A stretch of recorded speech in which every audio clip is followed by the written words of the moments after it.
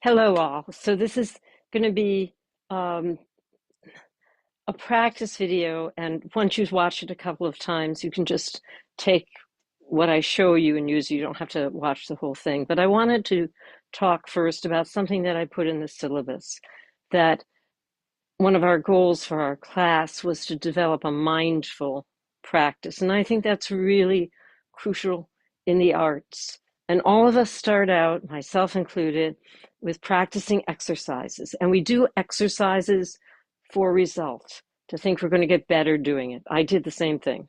Do my scales, do my, practice my speech, all of that. But not really mindfully, not really delving into what is underneath it all. What creates voice? What is my connection to myself and everything that I do? So that's sort of how I'm going to work today. It's not going to go on very long, but I'm going to give you some essential ways to work and to think about this work and to carry it over into your other courses. A couple of years ago, we had a wonderful student, Josh Thomas, and he used to talk to people about Alexander, the incoming classes, and he would say that it's foundational. And I think you have to look at it that way, that, we are, as I said to TJ, we're talking about the inner alignment. We're talking about something that's internal, that is a connection. You are voice people. You are actors. Everything that lives inside of you has to come out in your voice. And how do you do that? It is the breath. So, of course, we work hard on that. So, let's get started. I have to angle these things. So, you're coming to your lying down position. Um, and remember, I think this is very important. If I put my hands underneath my head, just to show you.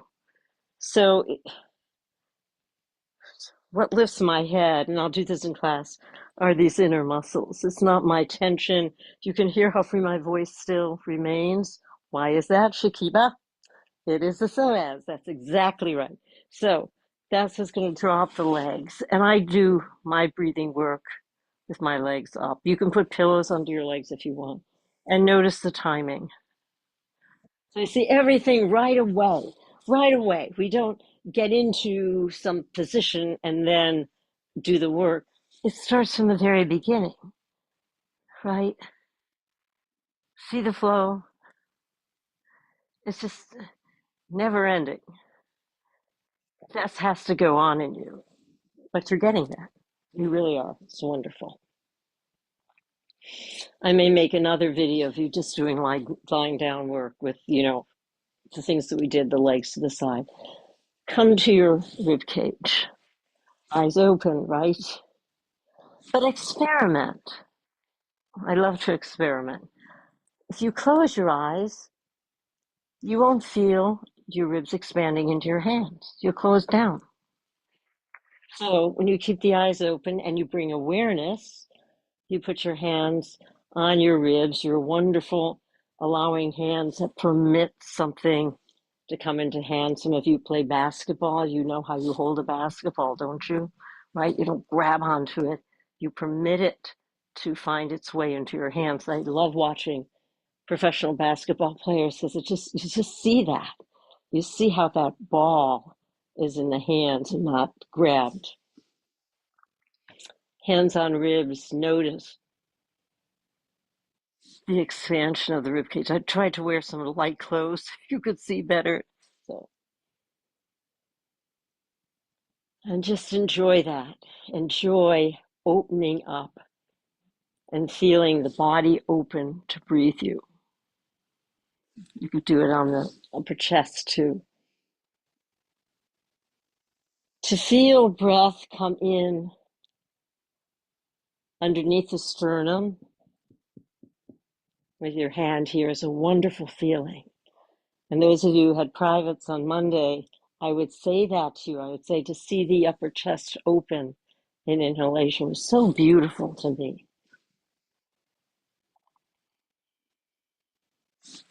So everything, as you know, is that. that direction. We know, we talk about this in acting, we talk about this in a lot of things. We talk about coming to your center, coming to the ground of your being. I love that word. There's a word in German for ground of your being, Lebensgrund. It sort of sounds grunt, round, has that feeling, and it's right there. What is it? Well, it's the first insertion of the psoas muscles into the lumbar spine, either side, but you don't have to worry about that. There's a felt sense of purpose, being, oneness, self.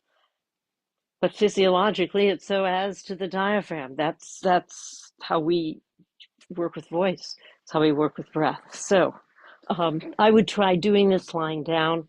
We'll do it standing too. Fingers here on the belly. You can do a little palpation here and just make sure it's soft. It's going to be your motor, your fingers like a gas pedal. And it's just going to invite in and up. And you can play a game, right? You can do that little bit of pressure word, release, breath should stop. That would be your teacher. That would be your guide as to whether if you're up here pushing out something called a hiss, it won't stop.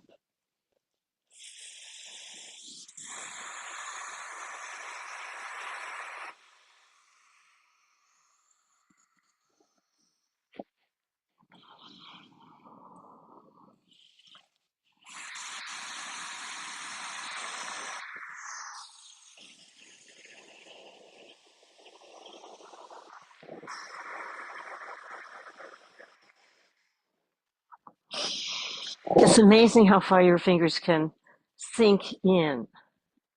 Your fingers are controlling the breath stream. They are communicating to the diaphragm. And if that's the only thing that you practice, you will zip ahead because you will come to know that something rises up out of you, breath rises up out of you, and you're not controlling with your intellect, with your head, with an idea, with a pushing out of sound. There's a physicality to it. And it's sort of that no man's land between unconsciousness and consciousness. That's what makes this work very difficult. You are dealing with something that is mostly unconscious. You are bringing it to consciousness so you can work from that place. You know, be easy on yourself, but experiment a lot. One more.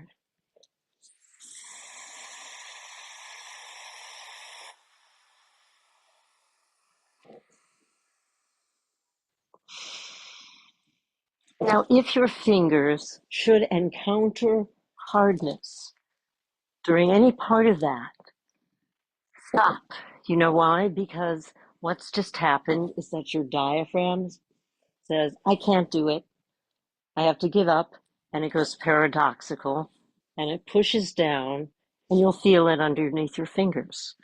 It's part of the work of being an artist is that you accept what you don't know and you work on it. And, I guess that's what we've all come to do. That's the old thing of Alexander, you should want to be wrong because then you will learn. But it's not daunting because we're all in this together. We're all working on something. So don't get dismayed if you feel that hardness. Just encourage the right thing to happen. And you know now what the right thing is, that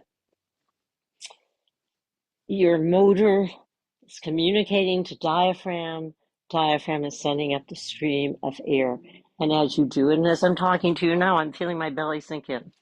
Isn't that interesting? So that shows how it works. You can do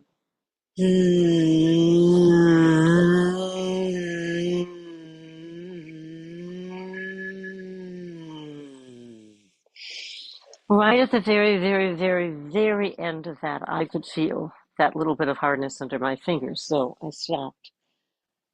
As I said, if there's only one thing you do, it is to use those fingers and know that your fingers are doing the work of communicating to that diaphragm to send up a stream of air and figure it out, right? You're figuring it out. You're figuring out how not to be in your head. That's really what it is. When we're in our heads, we're doers. We do. And, as I told you, working with some of the third year students and still hearing how text originates from here.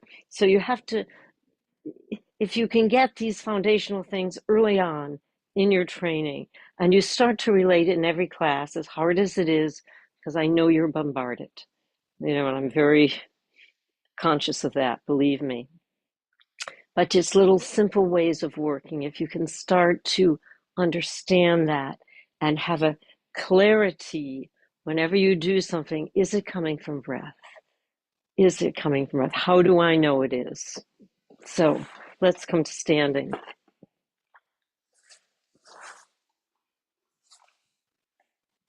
Breath makes speech, breath makes voice.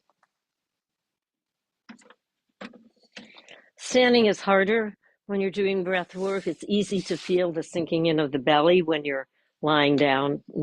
That's what's nice. But when you're standing, it's not quite so easy, but you still can have that.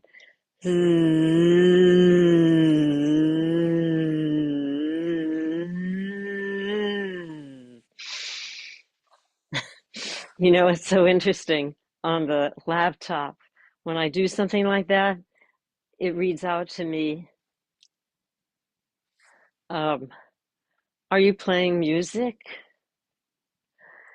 And the reason it does that is that Zoom technology, but now it's telling me that set up professional audio and audio settings. Ooh, I'll try that.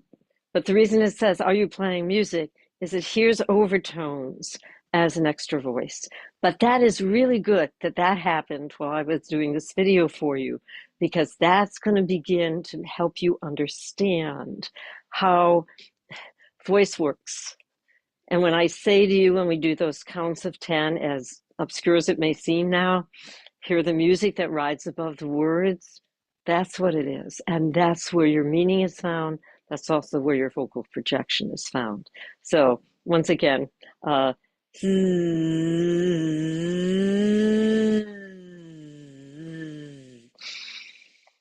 your practice, this mindful practice, is to understand when you lose connection to here and go up into your head.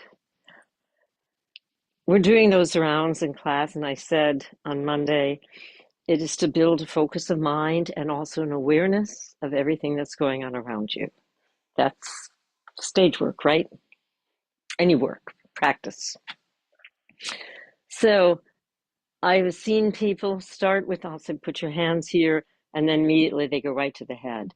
How do you stay focused to stay in contact with what you know is that ground of your being? So you have the hiss, you have the voiced hiss, mm, mm, mm, mm, mm. You have the sending of air, the humming beings. You have another video to guide you in that. And you'll feel when it's right that everything gets engaged powerfully. Don't ever make the mistake that you don't feel muscles work. And when you do feel muscles work, that somehow you're tensing. You are not. Don't get confused when people say to you, things should be easy, right? It just means you shouldn't be pushing from your head. You have to be connected. But it's those of us, who use voice for a living. No, the body works and works hard. That's why you have to be in such good shape, physical shape. I mean, it's not a weak activity. It's a very strong activity. I'm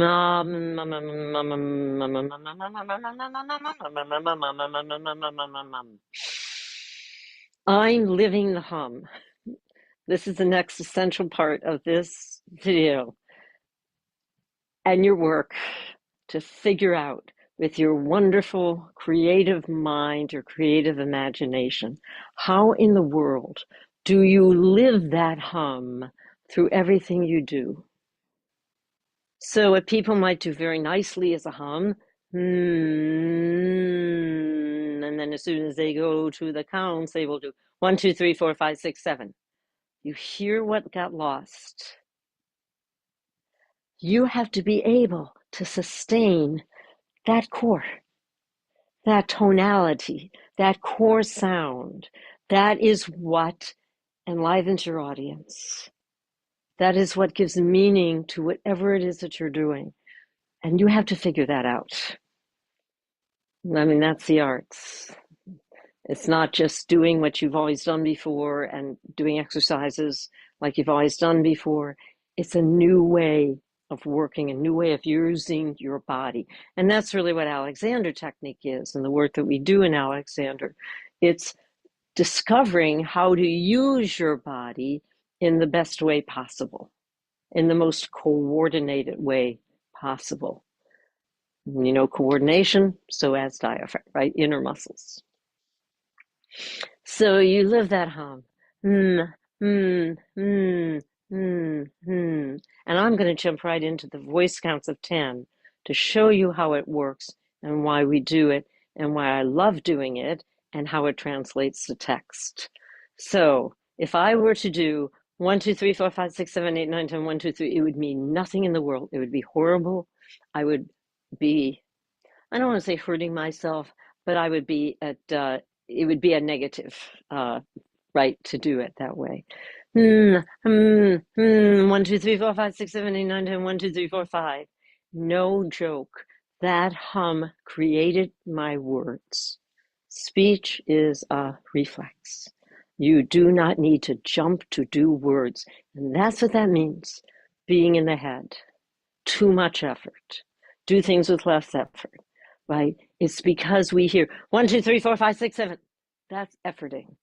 1, 2, 3, 4, 5, 6, 7, 8, 9, 10. 1, 2, 3, 4, 5, 6, 7, 8, 9, 10. 1, 2, 3, 4, 5, 6, 7, 8, 9, 10. 1, 2, 3, 4, 5. Right? Vigor, vigor, vigor, vigor, vigor. In fact, when Ben was working on his part, Pontius Pilate, right? And he was doing the character, and I was finding myself, I'm doing this and doing this and doing this to get him to energize that breath stream to make the words. So 1 count of 10 plus 5. 1, 2, 3, 4, 5, 6, 7, 8, 9, 10. 1, 2, 3, 4, 5. And even Zoom is asking me if I'm playing music because it's hearing the overtones. Breath comes in. 1, 2, 3, 4, 5, 6, 7, 8, 9, 10. 1, 2, 3, 4, 5, 6, 7, 8, 9, 10. And feel what's underneath that. What we're doing in class, everything is time. We got to be embodying time. We have to embody time. That's it, isn't it? We're embodying time. 1, 2, 3, 4, 5, 6, 7, 8, 9, 10. 1, 2, 3, 4, 5, 6, 7, 8, 9, 10. 1, 2, 3, 4, 5. I am hearing. You see, I'm not saying focus on those words. I'm aware of the words coming around me, but I am hearing. No, no.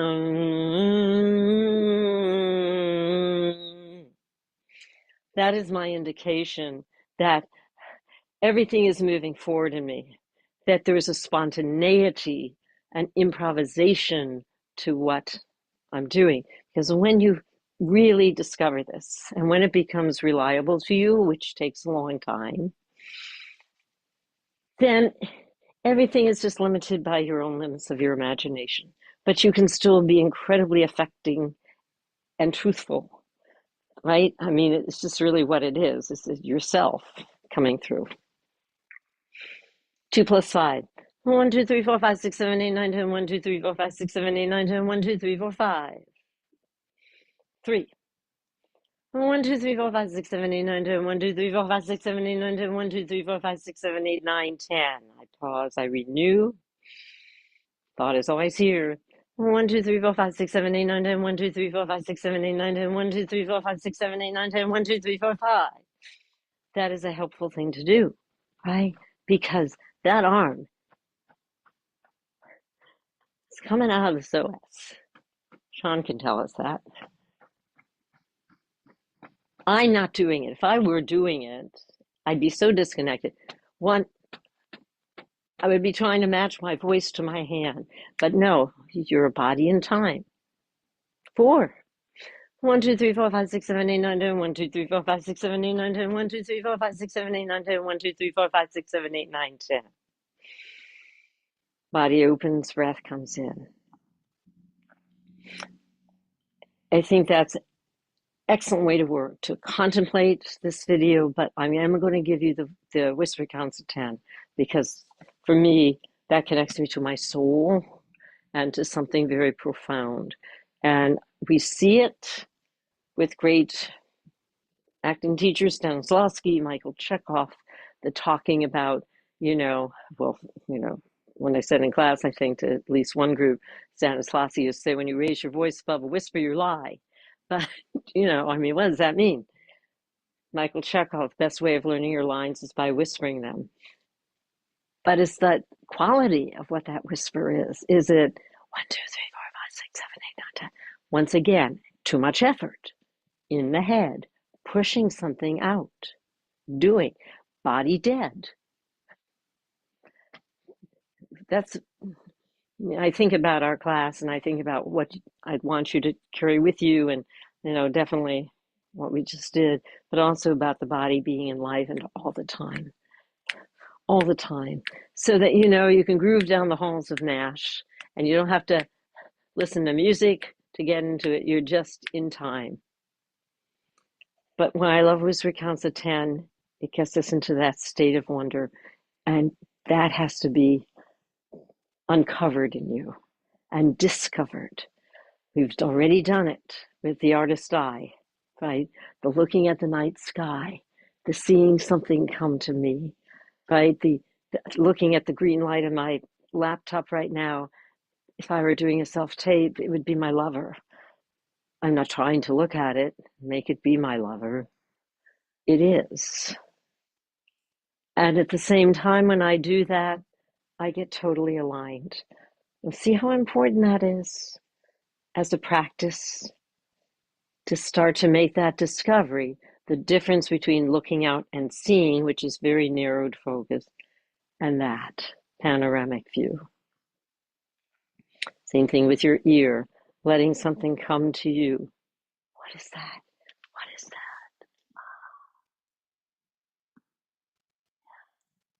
Curiosity. Curiosity. You want your audience to be curious, enlivened. You have to be for that. 1, 2, 3, 4, 5, 6, 7, 8, 9, 10. 1, 2, 3, 4, 5, 6, 7, 8, 9, 10. 1, 2, 3, 4, 5, 6, 7, 8, 9, 10. 1, 2, 3, 4, 5, 6, 7, 8, 9, 10. 1, 2, 3, 4, 5, 6, 7, 8, 9, 10. 1, 2, 3, 4, 5, 6, 7, 8, 9, 10. 1, 2, 3, 4, 5, 6, 7, 8, 9, 10. 1, 2, 3, 4, 5, 6, 7, 8, 9, 10. 1, 2, 3, 4, 5, 6, 7, 8, 9, 10. You notice how I'm working with this? That after I finish my round of counts, I open and I let it fill me and I follow it. I'm not jumping to do the next round of counts, which again is doing. I witness, I open, and I let my own coordination, breathing coordination, guide me in this. And then I renew the process.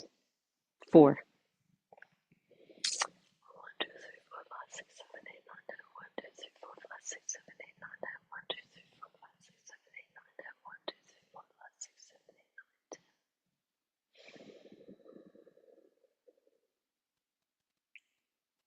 1, 2, 3, 4, 5, 6, 7, 8, 9, 10. 1, 2, 3, 4, 5, 6, 7, 8, 9, 10. 1, 2, 3, 4, 5, 6, 7, 8, 9, 10. 1, 2, 3, 4, 5, 6, 7, 8, 9, 10. 1, 2, 3, 4, 5, 6, 7, 8, 9, 10. 1, 2, 3, 4, 5, 6, 7.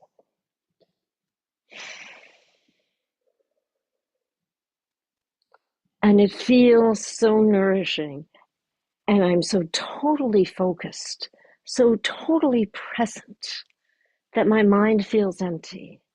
I'm aware of things coming in, insights, but I'm not laboring. I'm not locked or blinded into 1, 2, 3, 4, 5, 6, 7, 8, 9, 10. Totally different sound, even in the whisper. Do you hear that? 1, 2, 3, 4, 5, 6, 7, 8, 9, 10. 1, 2, 3, 4, 5, 6, 7, 8, 9, 10. Dead face. 1, 2, 3, 4, 5, 6, 7, 8, 9, 10. 1, 2, 3, 4, 5, 6, 7, 8, 9, 10. 1, 2, 3, 4, 5, 6, 7, 8, 9, 10. 1, 2, 3, 4, 5, 6, 7, 8, 9, 10. 1, 2, 3. Yeah, I just open and I feel everything open. It is so worth it to work this way, to dissect, figure out. Because, as I said to you in class, at this early stage, and also because you're young, it's bound at this point to be more superficial. It just is. But it deepens. But if you put your mind on the right, with the right guidance, like the right path, things open up to you. If you know what you want, instead of being frustrated, which of course we all are because there's nothing to get, and it doesn't help that a teacher says, oh, there's nothing to get, you just have to stay open. That doesn't help. And I know I say it. But if you know what you want to discover, if you say, I want to understand this impulse, I want to understand how there's a drive in me, a motor. I want to understand being pulsed. Something works in your creative mind to give you an insight. And of course, one of the greatest tools we have, and we've been practicing it a lot, is walking. So every time you walk, and I do this, I've been doing this for years. That's where I get so many insights in walking, letting the earth move me, letting it, having that relationship with earth, looking out and seeing something far in the distance come to me. And when I do that, or even walking in the streets, the hills, concrete hills of North Bergen, New Jersey, I stop sometimes in this beautiful sky today, blue, couple color, and I just look up. And I'm in whispered awe, right? I'm transfixed. And I have such I have moments of great clarity that I don't want to leave that quality. So it's, I think, such a great way to work, to start to, you're building creative muscle here, creative mind. It doesn't have an end point. As I said, it's like the pebble, the wake, the pedal. Isn't that what's called wake? Ever widening. So I want you to play with this. I try not to be hard on you and give you lots of heavy duty assignments. It's a lot of just observation and looking at the videos. But to succeed, you have to practice and you have to have a quickening of mind. That's why the daily work is so important, to bring your mind to something every day, connect it with this. The old joke, the great operatic tenor Luciano Pavarotti used to say, I miss one day of practice, I know. 2 days, my teacher knows. 3 days, world knows. But what that means, it's not so much the voice, it's the mentality, the quickening of the mind, the quickening of that creative mind. So please work with this. Please, please, please. I will do another one, maybe in a couple of weeks. Maybe I'll just do some lying down work and some ways of coming to know your psoas, or anything else that we're working on. So practice. You have the breathing course, which helps you a great deal. And I will look forward to maybe seeing some of you on Saturday, or definitely on Monday. All right, my friends, thank you so much. Yes, I'm still playing music.